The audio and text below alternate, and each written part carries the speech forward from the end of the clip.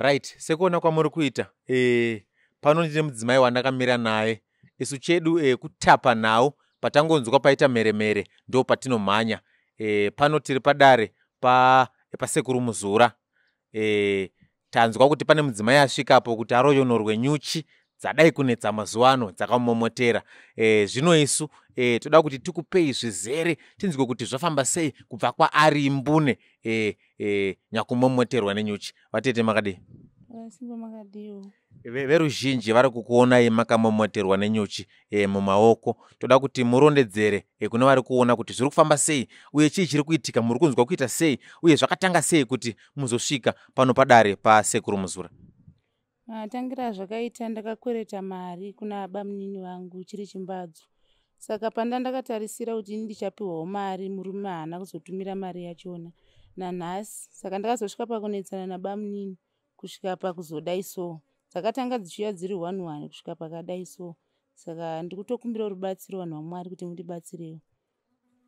Alright, tiri kuona makamharwa. Muri kurumwa here kana kuti dzakangomara zvadzo? Aiwa, dziri kundiruma. Ndiri kurumwa. Zvakaoma.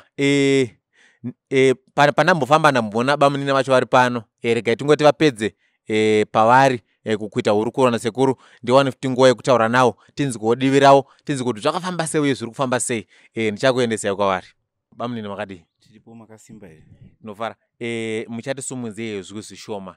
Veruzhinji vatomirira kunzwa kuti zvakafamba sei zvimwe muchidimbu chenhoroondo, kuti zvakatangira kupi.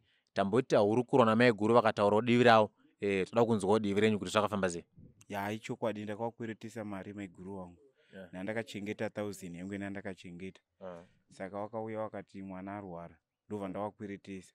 Saka ndakuvabvunza kuti mari yangu kwandakuona kwawada kuenda wakutoda kuti ndiite zvekudanana nawo. Manje ini ndiri munhu ane mhuri, saka ndaona kuti ndikasatouya kuno kwasekuru yacho haiperi zvakanaka. That's why ndakazouya kuno kuna sekuru. Kuzi mari yangu ndiyo yandiri kuda zvangu. Chikwereti changa chakutoenda kumujolo. Wanga kutoda kuti tiite zvemujolo, manje ini zvemujolo handizvikwanisi zvangu. Mari ndakayichengetera zvine musoro. Alright.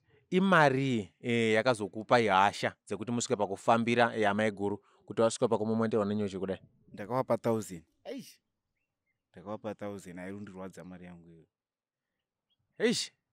iyo. Muno munyika mune zvamo.